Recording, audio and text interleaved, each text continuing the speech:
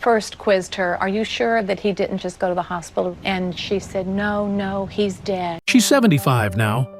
Not the girl with the crown, not the young woman beside the most famous man on earth, not the muse, the beauty, the ex, just Linda, a mother, a writer, a woman with lines around her eyes, stories in her bones, and one love story that never really ended.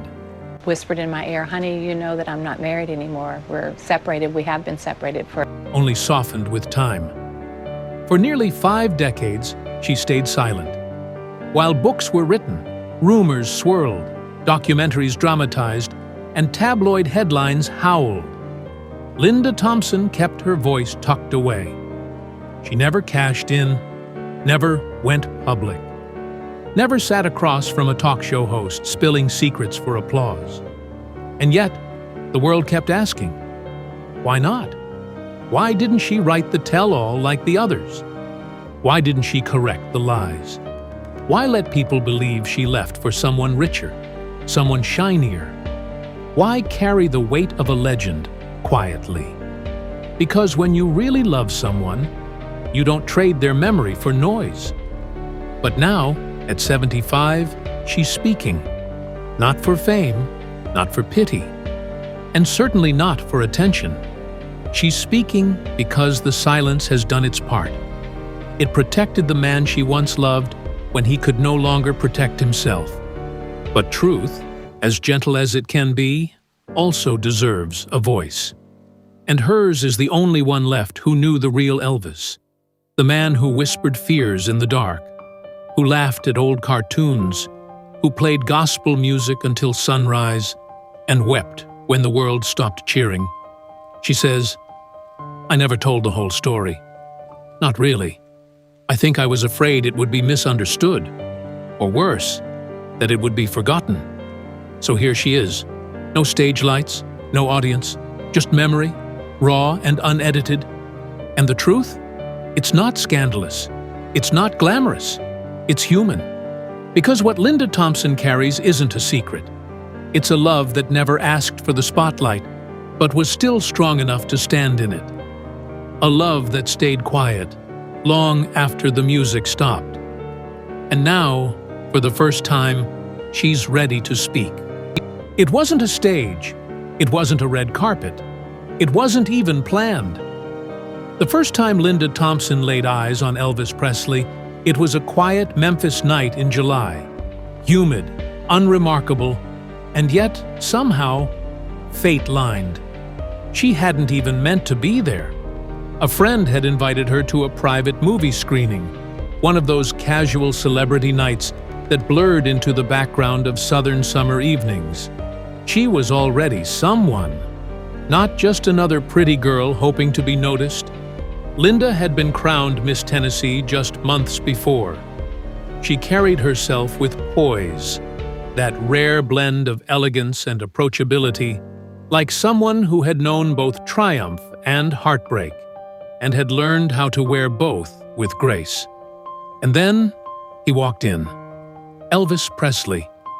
The room shifted. People straightened their posture. The air buzzed. Eyes widened, but not hers. She didn't rush over. Didn't ask for a photo. She didn't swoon or rehearse clever lines in her head. She just looked. And what she saw wasn't the king. It was a man who looked tired, not just physically, but spiritually. His shoulders didn't carry fame that night. They carried something heavier. He looked lonely, not in the dramatic, tortured poet kind of way, but in the quiet, aching way that comes when the noise of applause fades, and all that's left is silence. They spoke, accidentally, easily. A few words led to a few more. Something unspoken between them started to hum like a background melody neither of them planned to hear that night. That conversation lasted until dawn. No scripts, no masks, no performance. They talked about childhoods, mothers, fears, not awards or headlines. Elvis, for once, wasn't telling jokes to keep people at a distance. He was telling truths to let someone in. She didn't flatter him, didn't treat him like royalty. She just listened, with warmth, with honesty, with humor that disarmed him and patience that unsettled him, because it didn't demand anything back. Later that morning, Elvis turned to her and said softly, "You feel like light." That wasn't a pickup line. It was a confession. Because for all his fame, all his women, all the screaming fans and flashing lights, something about Linda Thompson made Elvis Presley feel seen, not as an icon, as a man. And from that moment on, something changed in both of them. Moving into Graceland wasn't like entering a castle. It was like stepping behind the curtain of a magic show and realizing the magician was exhausted. To the world, Graceland was a monument to Elvis Presley's greatness. Golden records on the walls, velvet drapes and chandeliers, the laughter of hangers-on echoing through vast rooms. Every inch glittered with the myth of the man who changed music forever. But Linda quickly discovered that living there wasn't about luxury. It was about survival. She didn't become the queen of Graceland. She became its quiet guardian. Elvis didn't sleep much. Not well, anyway. The nights were long, stretched by nightmares he couldn't explain and memories he couldn't outrun. He would wake drenched in sweat, breath shallow, eyes glassy. Sometimes he spoke in fragments. Sometimes he said nothing at all. And Linda would be there, rubbing his back, whispering calm into the storm, sitting by the bedside like a mother watching over a restless child. She became more than a partner. She became his anchor. There were nights she didn't sleep at all. Not because she couldn't, but because he wouldn't. And she was afraid of what might happen if she closed her eyes for even a moment. Elvis was surrounded by people, always, but he was also alone. The pills came in waves. Sometimes they calmed him. Other times, they just muted the pain. Linda didn't yell. She didn't threaten to leave. She stayed. She listened. She prayed. Sometimes out loud. Sometimes in silence. She tried to be the peace he couldn't find within himself. There were beautiful moments, too. They danced barefoot in the living room, singing half-remembered gospel songs. They watched old films in silence, side by side, their fingers barely touching, but their hearts fully tethered. He made her laugh. He was gentle. There were moments when the light came back into his eyes and the man she fell in love with reappeared. But always, the darkness returned. Linda bore it all, the weight of a legend's pain, the cracks in his spirit, the responsibility no one else dared to carry. And she did it quietly, not for glory, not for thanks, but because that's what love looked like in the shadows of Graceland. She wasn't the woman behind the man. She was the woman holding him up when even the music couldn't. For years, people thought they knew. When Linda Thompson left Graceland, the whispers started instantly. She couldn't handle the pressure. She left him for someone richer. She wanted the spotlight to herself. Even those who didn't say it out loud thought it. And Linda? She said nothing. She let the stories swirl, let strangers write their versions of her goodbye, not because she was guilty, but because correcting them would mean cheapening the truth. She hadn't left out of resentment. She hadn't run toward anything. She had simply reached the edge of something no one saw coming. Elvis wasn't just tired anymore. By 1976, he was unraveling. His health was slipping. His moods changed with no warning. His energy would crash mid-sentence. Some days, he barely spoke. She watched him disappear in fragments, like a photograph fading in the sun. And finally, one night, she looked at the man she had loved, really loved, and realized something gutting. I didn't want to be a widow at 27. That's what she said. Not on a stage, not with tears for the camera, but quietly. Years later, in a moment of honesty, she had never allowed herself to speak aloud before. She left not because she stopped loving him, but because she still did, and she couldn't bear to watch him die. There was no fight, no accusations. She packed in silence, kissed him on the forehead, told him, "If you ever need me, I'll be here." And then she walked out of Graceland, not as a woman who gave up, but as a woman who had given everything, and finally had nothing left to give. In that moment, she stopped being the ex. She became something rarer, the one who loved him enough to let him go.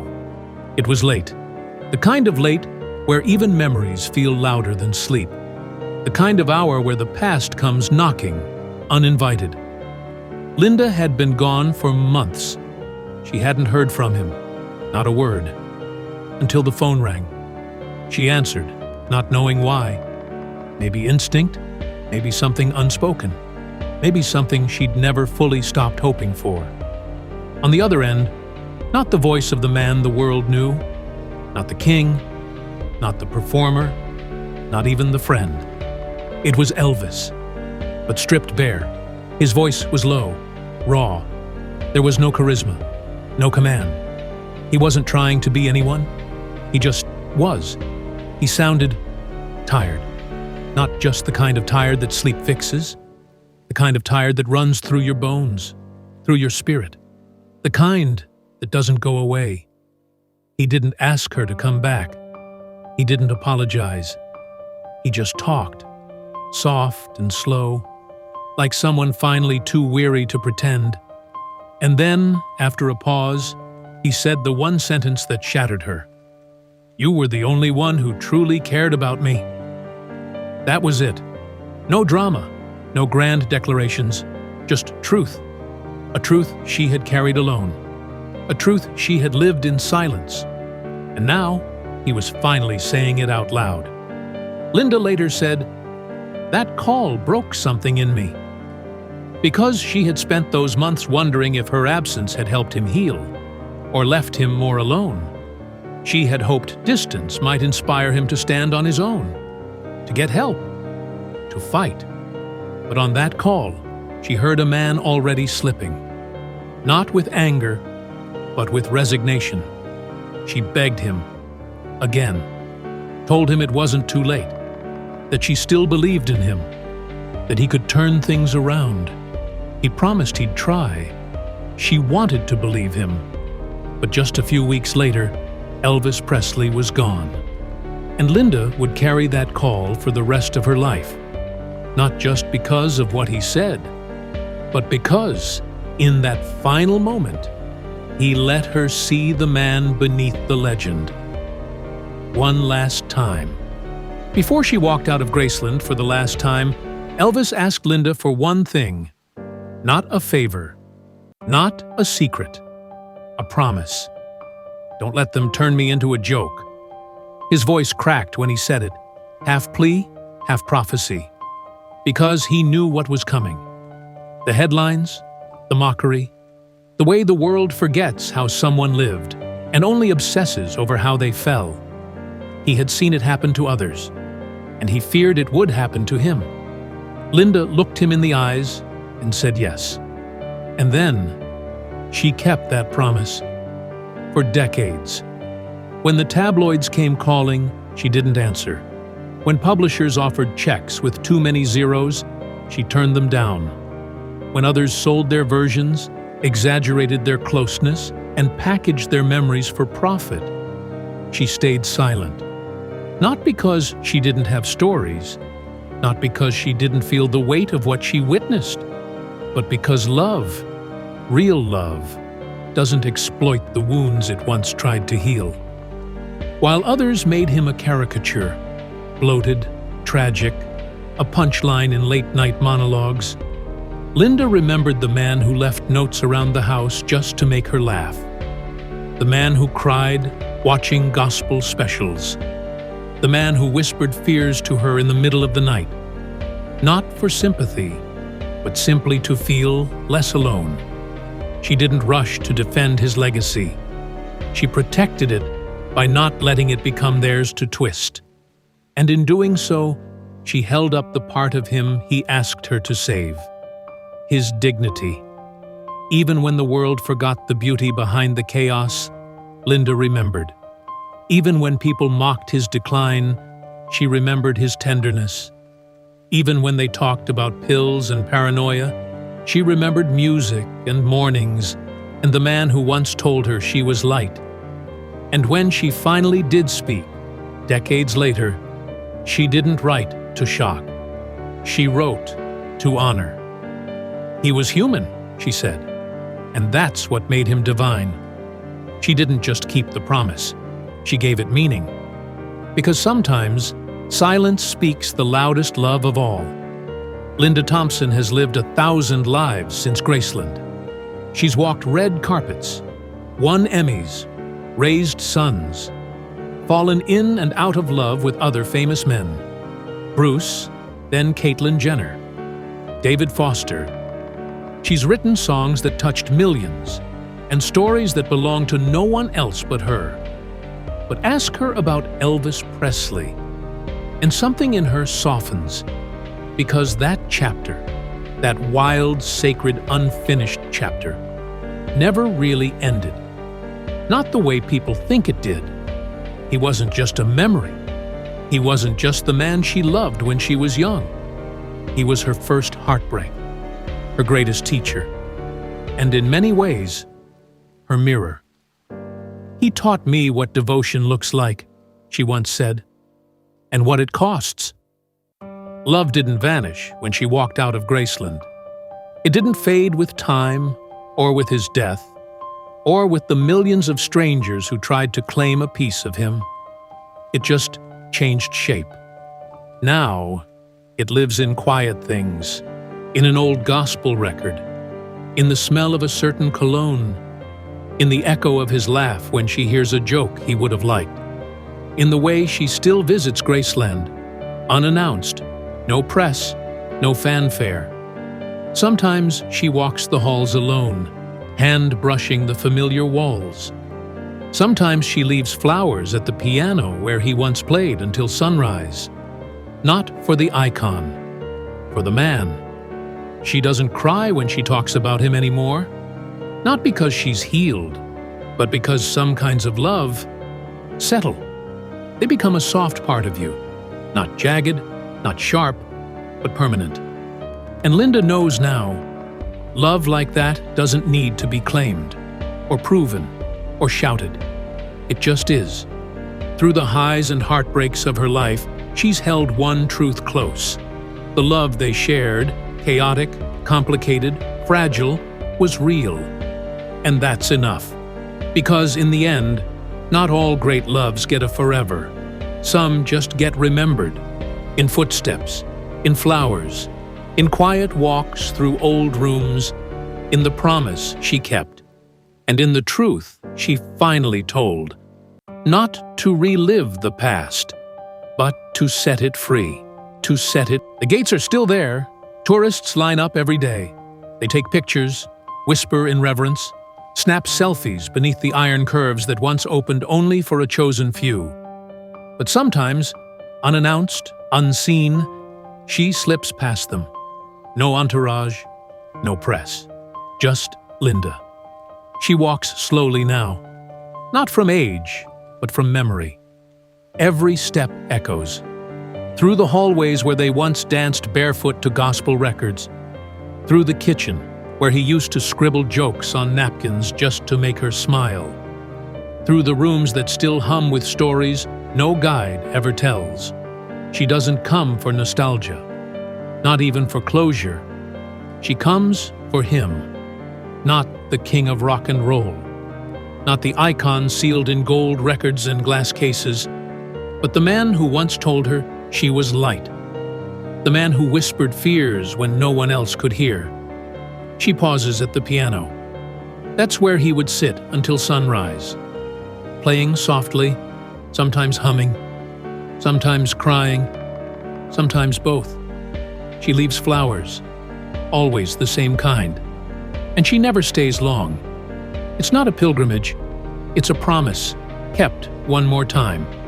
Because while the world visits Graceland to remember a legend, she returns to remember a person.